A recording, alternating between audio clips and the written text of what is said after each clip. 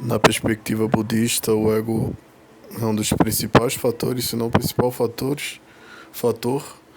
que atrapalha o seu desenvolvimento e a sua experiência consigo mesmo e com o todo. E, sendo assim, o ego, ele é uma pedra de tropeço do próprio ser humano consigo mesmo, a própria relação com a vida, impedindo o seu crescimento, o seu desenvolvimento e a sua evolução espiritual.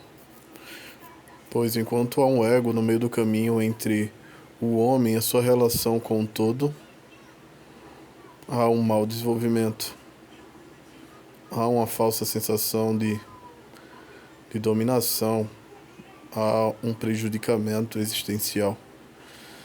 Terá o homem o auto-engano de achar que tudo é para si e será escravo de posses e vícios cujos quais não podemos resumir aqui no vídeo. Além do mais de que o ego também é o mediador do sofrimento até a nossa alma, dos sofrimentos externos que vêm para o interno. O ego, ele é o mediador da realização do sofrimento. Dentro do budismo, claro. Estou resumindo bem vulgarmente.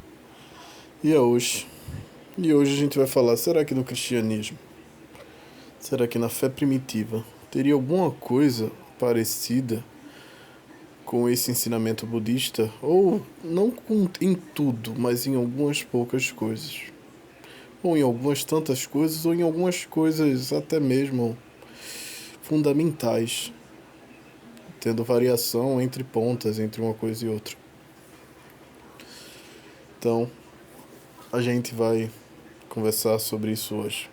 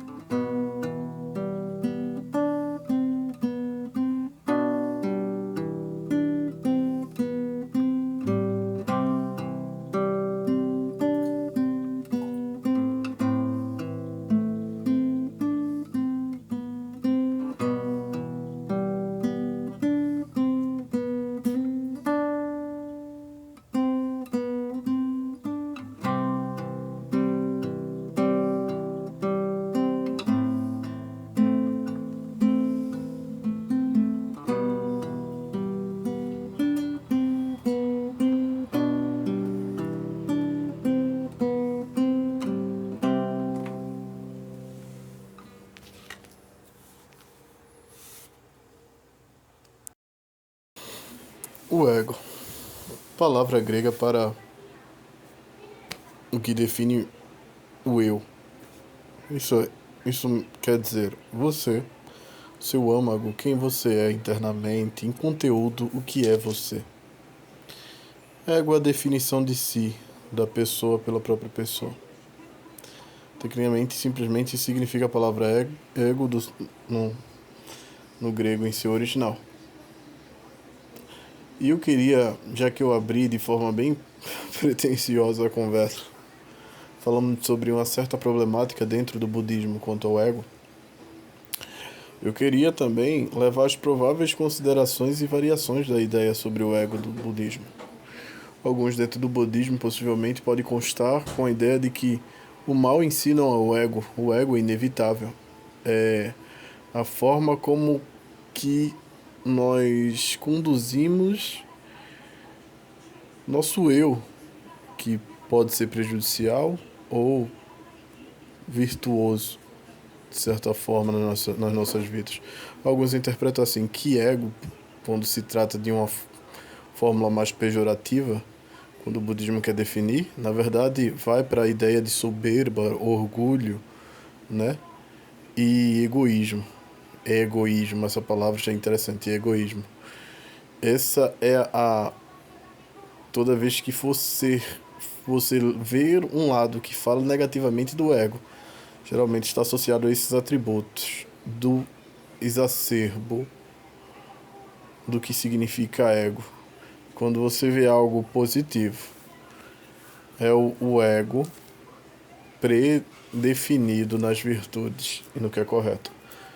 Então essa visão mais que defende de que não há como realmente a ideia de fugir do ego. Se você procura fugir do ego, você já está procurando beneficiar o seu ego. Se você procura não ter ego nenhum, já é uma questão do próprio ego buscar o ideal de ausência do próprio ego, ou seja, não tem como fugir. Eu tenho aqui alguns que defendem essa visão e é bom deixar nesse respaldo aqui. Mas vamos trabalhar com a visão simplista do que é ego, né? Que a gente falou de início. O eu.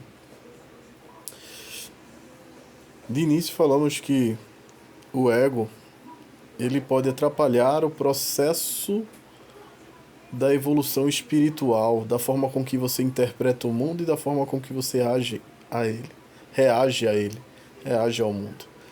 O ego, se o seu ego ele é mal instruído, mal construído, o que eu quero dizer, o seu eu é mal construído, você será o primeiro inimigo de si e da sua experiência com a vida. Você obterá vícios, você será escravo de coisas que não precisará vir de outras pessoas alheias, mas do próprio pulsar. Você será o seu próprio inimigo. Você será o seu autodestruidor. Você poderá fugir de qualquer pessoa, mas de si mesmo você nunca poderá fugir. E onde você for, você vai estar lá. Então o ego, ele é isso. Ele é essa coisa perigosa. Portanto, você deve prestar atenção. Então a gente falou de início sobre essa ideia de ego que pode interromper tua experiência com o todo, pode até deturpar, pode te prejudicar e prejudicar também as coisas em tua volta. O ego pode tornar obsoleto a tua contemplação com o que é proveitoso. O ego, ele pode também te privar de viver certas virtudes e condicionar a viver vícios que não importa o como você mude de lugar, eles sempre vão estar em sua companhia porque eles estão enraizados em você. Então, quando a gente olha para o budismo, eu estou falando primeiro do budismo para a gente entrar no cristianismo, mas essas coisas que eu estou falando também servem a certo cunho para falar do cristianismo, da visão cristã. Então, fica olhando com certa ambiguidade, mas por enquanto o foco é o budismo. O ego, ele tem essa coisa, né? Por isso que eles associam a ideia de trabalhar com o ego. Por que olhar para o eu? Para tratar da dor. Por que olhar para o eu para tratar da escravidão? Por que olhar para o eu para tratar da minha relação com o mundo? Porque realmente, na sua experiência com o todo, tudo começa, de certa forma, em você. Na sua qualidade do que você é, de como você está diante do todo. Por isso, o ego é um inimigo registrado do budismo. Estou falando ego agora para você considerar as partes pejorativas do ser ego, né? Porque o ego, ele é tão, como é que eu posso dizer? Ele é o risco real que te deixa propício aos outros riscos.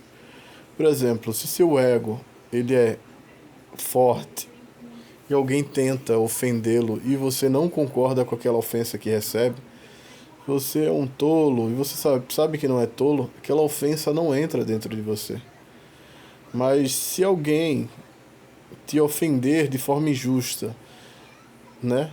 E aquela ofensa entrar em você, se chama seu tolo, você mesmo nem acredita naquele ponto, mas você se sente ameaçado, essa sensação de ameaça é fruto do próprio ego, da necessidade de se autocontemplar e defender. Portanto, vira a tua fraqueza, teu tropeço. É a tua confirmação sobre aquilo que o inimigo externo precisava para te afetar. O ego, ele é perigoso por causa disso. Porque tudo, de certa forma, a tua experiência, tu é o avatar de tu mesmo num jogo da vida. E se você não tem cautela com o avatar, possivelmente tua experiência não vai ser das melhores. Tô tecnicamente lembrando assim aquela questão do RPGzinho, que quando você tem aquele personagem que ganha nos jogos, no videogame, você tem que aumentar a virtude deles, tem que enfim, para ter melhor decorrer na sua jornada, né, do jogo, em exemplo aqui dizendo. E com o ego a mesma coisa. O ego você tem que prestar atenção. Às vezes a gente não sabe do porquê a nossa vida é tão obsoleta. Por que eu sofro tanto? Por que estou tão insatisfeito com minha vida? Aí você começa a notar, não são os teus inimigos, não são as pessoas impedindo os teus sonhos, mas é a medida do qual você se enfada em existência a si mesmo, a necessidade de autoafirmação de si em objetivos de sonhos mais pesados do que o que a necessidade impõe para a tua realidade de existência.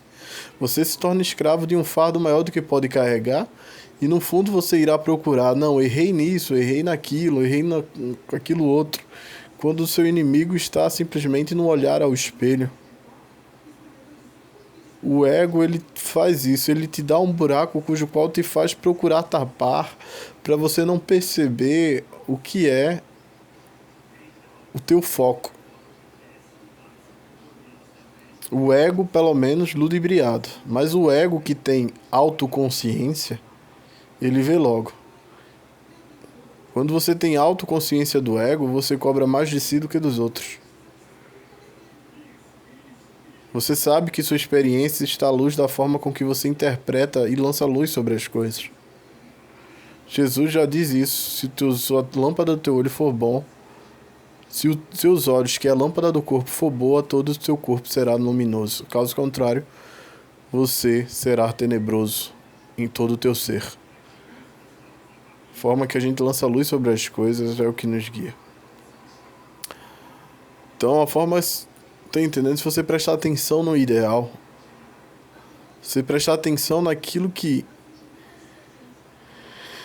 de certa potência as coisas acontecem em tua volta, mas se tem volta é porque tem o centro. Esse centro quem é? É o teu ego, e você tem que prestar atenção nele, né? Então, dentro do budismo, a seriedade de tratar com o ego, por mais que vá visar umas formas pejorativas, para limitar essa palavra que é até neutra, ego, mas vai usar de forma abrupta, como eu falar assim, de forma bruta, né, melhor dizendo, sobre o egoísmo, o egocentrismo. O egocentrismo, a palavra tecnicamente quando fala ego é falar do egocentrismo, colocar o ego no centro do universo. O que, na verdade, em certa mediação de experiência, de certa forma é do seu universo. A experimentação está baseada em ti, mas não deve parar por aí. Então, é isso. O ego ele é perigoso porque vai falar que as enfermidades de maior parte da tua experiência, de como tu assiste a tua vida e o universo, não está naquilo que você não domina externamente, mas está naquilo que você pode dominar e está negligenciando em si mesmo. Esse é o pior mal. Tá entendendo? Então o ego, a ideia do budismo para tratar do ego é justamente esse foco naquilo, em construir algo que realmente procede-se do seu poder em mudar sim ou não. E cujo tenha fruto em uma melhor aptidão no relacionamento com o todo e aquilo que está em tua volta. E tendo melhor aptidão e dominação, se soltando do ego, se soltando do eu, desse eu pejorativo, começando a abraçar o todo, começar a tirar o julgamento e as predefinições que você imputa sem qualquer licença sobre a realidade e deixar a realidade falar por si só, você começa a ser persuadido pela liberdade a partir do momento que você a condiciona na sua visão, no seu âmbito de visão. E você passa a ser, além de empoderar-se na liberdade, ser empoderado por ela. Quando você enfraquece esse egoísmo, esse egocentrismo, você passa a crescer espiritualmente, se desenvolver. E aqui a gente chega em um canto que eu queria chegar, né? Dentro do cristianismo, existe tratação contra o ego, né? Que nem o budismo tem, para falar da sua necessidade de olhar para dentro, de olhar para si, de olhar para para quem você é diante da realidade e de se apequenar se você se acha muito robustecido, de se esvaziar, não esvaziar de perder os valores e tal. Não, não é isso. Até porque o budismo ensina a misericórdia, a compaixão e exalta o amor como maior virtude. Seria um tiro no pé e muito fácil, né? Comumente quem pensa assim é quem faz caricatura do budismo, né? Mas não, apregou assim a misericórdia, o bom julgamento, valores que são insubstituíveis. E a vida reta deve ser vivida assim, para uma vida de paz e de completude. O budismo prega isso. Quem diz que é para ficar lelé da culpa da cuca e se esvaziar de tudo, simplesmente está louco. Tecnicamente não entendeu a história de Buda, entre aspas, que Buda justamente procurou não sofrer mais o sofrimento e o desapego a tudo, justamente por ver o sofrimento dos homens e tentar ajudá-los, começando com a compaixão e a misericórdia. Pelo menos isso é assim que o budismo prega. É uma pessoa que geralmente não estuda propriamente o tal, ou estuda fontes turvas do budismo, que não realmente trabalha com a ideia principal e pura do próprio budismo na sua nascente. Mas eu quero dizer, voltando à questão, o cristianismo fala de alguma coisa sobre o ego diretamente, e a resposta é não, e indiretamente, e a resposta é o tempo inteiro. Se o ego está associado às expectativas que lançamos sobre as coisas, nos fazendo ser escravos sem medida de sofrimentos antecipados ou passados, nos fazendo perder o tato com o presente momento, Jesus nos tem ensinamentos sobre nos livrarmos da ansiedade, das projeções acerca do futuro e das prisões do passado. E Jesus, quando fala isso, ele visa a liberdade do sofrimento da expectativa. Quando ele fala, por exemplo, qual de vocês, por mais que anseiais, que desejais, podeis acrescentar um dia de vida, quer que seja da vossa mortalidade? O que é que Jesus está querendo ensinar com esse ensinamento? É que às vezes o valor da nossa vida não está na quantidade de dias, mas da qualidade dos nossos dias, na qualidade dos nossos dias. Como um perfume, que quanto mais caro às vezes, não é a quantidade, e sim a essência. E às vezes ele vem no frasquinho menorzinho, enquanto que os outros perfumes mais baratos vêm em frascos enormes, e a qualidade nada e a essência ruim. Ou então como um poema. Poema, para ser bom precisamente, não tem a necessidade de ser longo. Basta ser fixado e bem formado, mesmo que curto. O tamanho não é a grande importância e o foco de um bom poema. Então, para Jesus é isso, uma vida de valor, não é aquelas que é contada pela multidão de dias, mas pela qualidade dos dias que se tem, não importando quais sejam. E o nosso foco não deve ser no sofrimento de um dia que a gente tenta garantir pela força. Eu vou segurar minha mortalidade, eu quero garantir o dia da manhã com comida e bebida, com roupas e tal, e sacrificar a experiência do hoje. Ou melhor dizendo, viver sempre o dia de hoje pelo amanhã, ao ponto que sacrifique o hoje e nunca receba o amanhã. E nem viva nem para um nem para outro, e seja vão e desperdição a sua vida.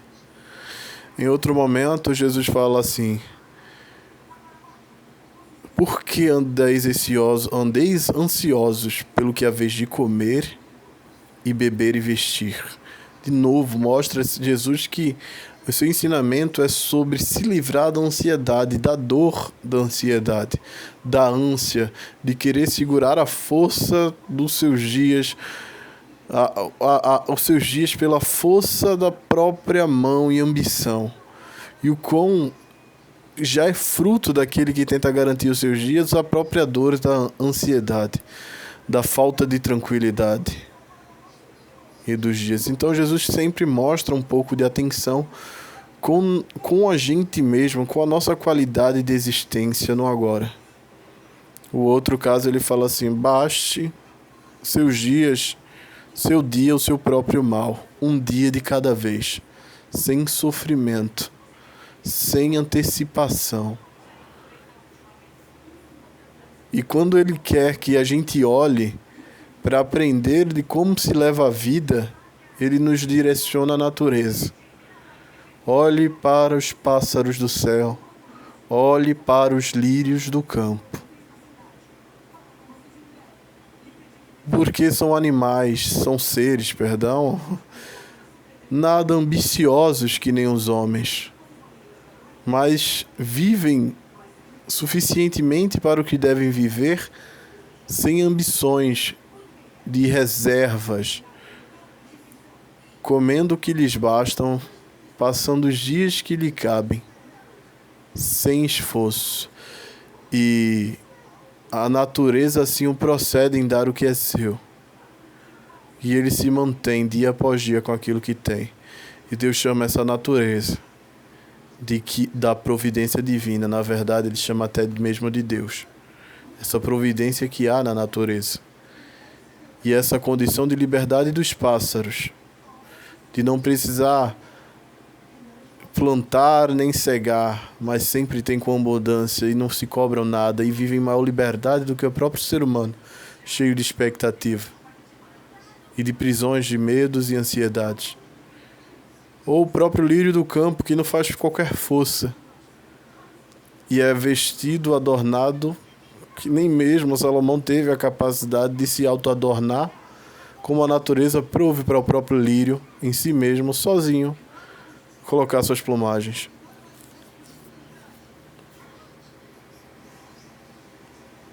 Cristo manda olharmos para a natureza como que observando a força divina em reger o todo. E como o todo, de certa forma, se move em liberdade por não ter aquilo que o homem tem em demasia. A ganância, o egocentrismo e o ego, afiado e abusivo. Só é viver um dia de cada vez, e Cristo acreditava muito nesses ideais. E quando a gente quisesse aprender, ele manda a gente aprender com lírio do campo que nada fala, as aves do céu que não tem nenhuma eloquência, mas estão na essência da sua vivência com o todo, sem as ambições de um coração escravo ao eu e a ganância de tentar assegurar em si mesmo o seu próprio ser, dos dias que deve ter sobre a terra a partir da sobrevivência, do acumular de bens, da segurança e do conforto.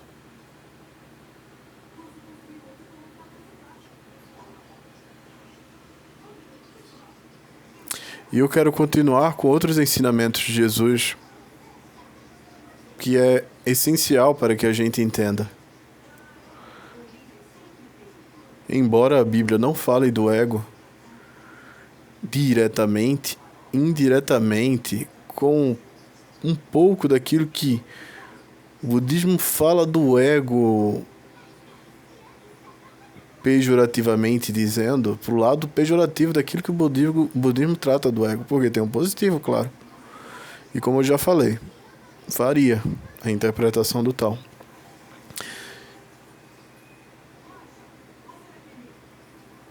O que eu quero falar é que Jesus, em um dos seus ensinamentos, irá dizer: sejam vocês simples como a pomba e prudentes como a serpente. E quando ele fala simples como a pomba e prudentes como a serpente, ele não está falando de estado de mente simplesmente, mas em estado de vida. O pombo é um animal baseado na simplicidade. O pombo fácil come de migalhas. E no animal nada predatório. Digo que o pombo não pode... O próprio organismo do animal pombo não permite que ele coma... Como é que eu posso dizer? As coisas que um animal carniceiro come. É um animal que come coisas simples e tem um estilo de vida altamente simples. Pode ficar na urbanização ou em lugar ausente de vida humana. Por ele não ter uma vida tão predatória, qual é a presa do pombo? Não é mesmo? Por ele não ser uma ave predatória, por ele ter toda aquela capacidade de voo, mas existir pacificamente, ele nos ensina que a predação, a ideia de correr atrás, de ambicionar, de sujeitar ao nosso governo em pé, não é a única forma de se existir. Já que animais predatórios costumam simbolizar esse interesse de devorar para não ser devorado. E pombo tinha muito esse sinônimo de simplicidade. Hoje em dia ele é mais associado à paz, mas ele era ligado a esse tipo de simplicidade de se levar os seus dias. E esse pombo é um animal que, por não ser predatório, é o símbolo digno como é que eu posso dizer, da falta de ambição. Por conta disso, a serpente, ela tinha seu símbolo de versatilidade. O macaco, ele tem maestria em subir e descer de árvores, mas também até seus pés têm formato de mãos. E ele tem uma cauda que pode ajudar a fazer isso. Mas e a serpente, que não tem qualquer membro? Como ela sobe tão bem em árvores? O peixe, ninguém é tão bom quanto o animal aquático chamado peixe, para ser um animal aquático, para nadar, para viver e se desenrolar bem nas águas. Ele tem nadadeiras. Ele tem escamas. Ele tem um corpo em formato de torpedo que o ajude nisso. Mas a serpente, por que ela nada tão bem? Se ela não tem nadadeiras, o seu corpo é sem qualquer membro para nada.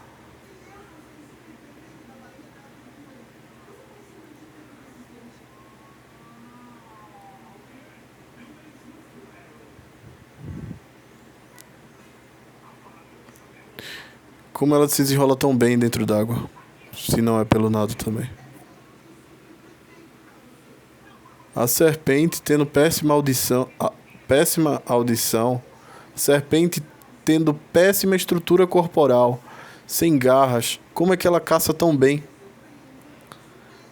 A prudência da serpente não é simplesmente pela maldade mental, de estar ligeiro na maldade em torno. A prudência da serpente é não precisar de muito para se cumprir com aquilo que é necessário, para se cumprir com aquilo que as circunstâncias exigem de você. Esse era o sinônimo de sermos prudentes, como a serpente. É com que a gente não precisasse de muito para se atender com aquilo que nos espera. Tecnicamente a ideia de não precise de bengalas existenciais para você atender conforme a realidade te exige. Mas eu só consigo andar com a vida, seguir a vida se eu tiver isso ou aquilo outro. Quem disse? Se você precisa, para chegar mais longe de tal coisa, se você precisa para se desenvolver como ser humano de tal apetrecho, é ilusão. Lembra-te da serpente, que no seu corpo, no seu próprio ser, é desproporcional a tudo, mas fez tudo tão bem, porque se adequou bem para responder às circunstâncias. Foi propícia às exigências das circunstâncias, adequando a si aquilo que a realidade exige dela. Assim também deve ser a gente, que não precise de muito, senão o que temos, para sermos idealmente correspondentes conforme o que as circunstâncias nos venham a exigir. Sem precisar de muitas muletas e muitas bengalas para que possamos nos apoiar. Nos movendo livremente, sem esses fardos e tal. Então a gente olha aqui nos ensinamentos de Jesus, tem essas variações muito grandes, mas eu não quero parar por aqui. A gente vai chegar mais além no ensinamento do apóstolo Paulo, em que ele fala tecnicamente ter recebido do próprio Cristo a mensagem: minha graça te basta, meu poder se aperfeiçoa na sua fraqueza. Ele parece que é 2 Coríntios, capítulo 12, verso 9. O meu poder se aperfeiçoa na tua fraqueza. O que é isso? O que significa isso? É que agora a gente vai ter que andar no joelho no milho, é que a gente agora vai ter que chicotear nossas costas. Paulo está falando sobre resistência à plenitude da vontade divina, de se gabar na própria força. Paulo está falando assim: ei, vocês orgulhosos, egocêntricos, egoístas, ego, vocês que acham que o eu, vocês que querem se inflar orgulhosamente, os lados pejorativos do ego. Eu tenho uma mensagem que digo ter recebido do próprio Deus, que o poder dele se aperfeiçoa na minha fraqueza. Vocês que se gabam por poderem fazer e serem em si mesmo. O que é que Paulo está dizendo? O que é que isso quer dizer? Seu poder se aperfeiçoa na fraqueza. Poder é a ideia de dominação, de apropriação. Não é a ideia de simplesmente pozinho e pilipimpim, e mágica e milagres. Poder é a ideia de você ter literalmente poder no sentido de dominação e de empoderação, de desenvolver bem, de ter para si como propriedade, de apropriação. Então, se Deus quer se apropriar de nós, se Deus quer nos dominar, a gente tem que ser fraco, como um cavaleiro que só é plenificado no seu poder sobre o animal se o animal lhe é submisso e tem pouca resistência. O cavalo, no caso. Se o cavalo tem pouca resistência, faz pouca questão em resistir os comandos do cavaleiro, o poder do cavaleiro é plenificado no animal. E Paulo está falando sobre uma questão do ego atrapalhar o próprio desenvolvimento do poder da divindade nele. O ego, agora eu estou pegando sentido budista emprestado. A forma com que às vezes queremos definir a nós o que nos pertence ou como nós devemos ser para as coisas em nossa volta, de querer resumir tudo a nós mesmos segundo a nossa própria força e o nosso próprio entendimento, por vezes atrapalha o nosso desenvolvimento espiritual e um empoderamento divino no nosso ser, a apropriação divina no nosso ser. É que às vezes, para a gente estar diante de Deus de forma plena, a gente tem que se deixar para trás para nascermos em Deus, na liberdade.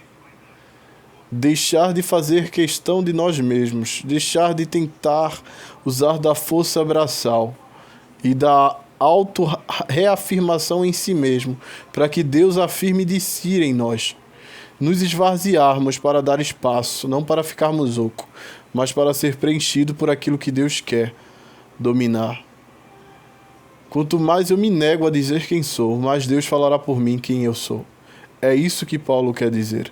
Isso é tecnicamente a ideia de se soltar do próprio ego. De não fazer força à própria questão para reafirmar algo sobre si mesmo. Por incrível que pareça, nesse versículo a gente tem um dos maiores tiros no pé das pessoas cujo qual não acredita que o ego é algum problema dentro do cristianismo e que o cristianismo nem fala sobre a inflação do ego, o egoísmo e o orgulho. Na verdade, é até que sobre coisas mais, meu Deus do céu, mais infantis e tão cínicas. Quando eu falo infantis, não estou dizendo que não são importantes, não, de modo nenhum, são sérias como são. Mas estou falando que ficam mais na cara de forma pedagógica do que é o desvaneio de um ego, o orgulho, a soberba e tal. A gente sabe que a Bíblia sempre trata disso como pejorativo, mas quando fala sobre a ideia de você fazer força sobre si, e com isso pode atrapalhar você querendo se dominar e validar em si mesmo, sobre si mesmo, a partir de si mesmo, você está não dando espaço para a divindade ser validada em ti, a partir dela mesma, enquanto ela te domina. É que para Deus te dominar, você não tem que ser rígido. Você tem que estar mole, bambo, flexível. Não somente de corpo, mas de mente.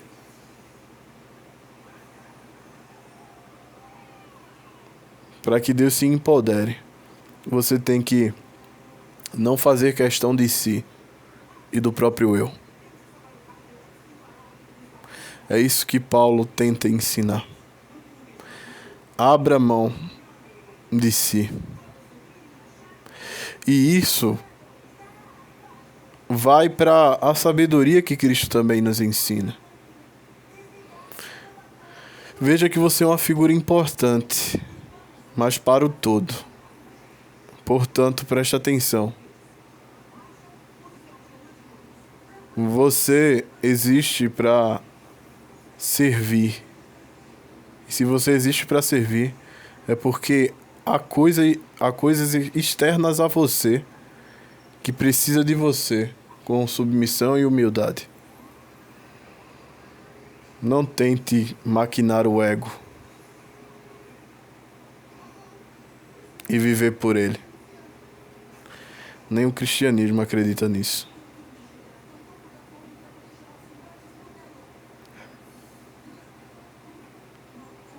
Mas enfim. Eu queria falar um pouco assim sobre essas coisas. Por que eu quis usar o primeiro budismo sobre o ego? É porque às vezes as pessoas falam que o budismo é uma religião bem desenvolvida, achando que o cristianismo nada falou sobre. Achando que o cristianismo não tem algum ensinamento que fale tão quanto. A ideia é pegar daquilo que as pessoas dizem, é bem desenvolvido o budismo. Para eu lembrar assim, se for assim, o cristianismo também deve ser aplaudido e deve ser reconhecido por isso. Mas também reconheço que o cristianismo, por conta dos cristãos, às vezes é empobrecido no seu conteúdo de sabedoria e de desenvolvimento pessoal diante de Deus, na construção do homem a nova imagem diante do Senhor. É muito redutivo e muito ignorante pelas pessoas, não pelo seu conteúdo.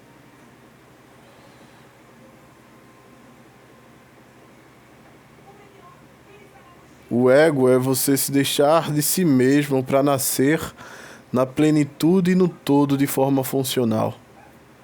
O cristianismo prega sobre isso, você se deixar para trás, para nascer de novo novamente. E essa figura de nascer de novo e novamente é a nova criatura, é a nova imagem, que é útil a Deus e a toda a criação. Assim como o próprio budismo fala que para a divindade se apropriar de si, você deve se soltar ao ponto que você mescle com o divino, para que a própria divindade se apodere em suas virtudes de forma total em você, dando seus frutos. Assim o cristianismo fala sobre Deus e o adorador.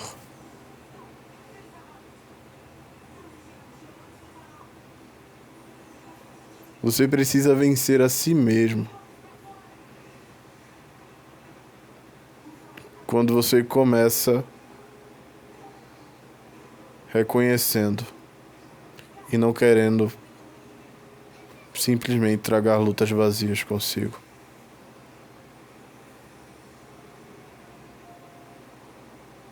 Quando você sabe qual é o objetivo, a vitória na sua morte, porque será validado nela um novo nascimento em si.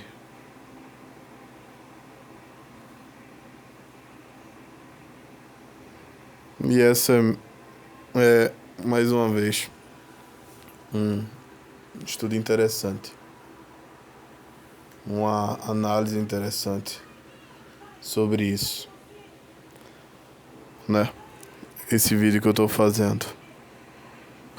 Por que, Pedro, você tá falando de coisas meio assim, por esses termos? Primeiro que cristianismo nasceu de uma coisa bem parecida. Não é porque vocês estão falando sobre budismo e tal. Não que eu não tenho qualquer intenção de mesclar budismo e cristianismo, não. Eu tô falando justamente sobre o que eu falei. Agora você não vai ter como empobrecer, dizer que o cristianismo é inválido por isso ou por aquilo. Se você acha, você vai ter que aplaudir. O cristianismo tem muito ao que nos ensinar, mas a gente está negligenciando muito sua sabedoria. Estamos preocupados com profecias, estamos preocupados com o céu e o inferno, coisa que nem compete ao homem direito, o domínio total do conhecimento, porque se desse, teria de capa a capa um livro só para isso.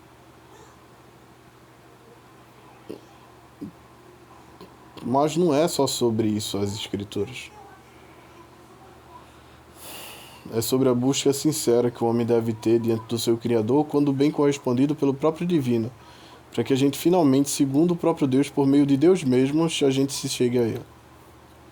E isso é muita riqueza de conteúdo, com muita sabedoria, natural e sobrenatural. É pobre quem negligencia tais coisas.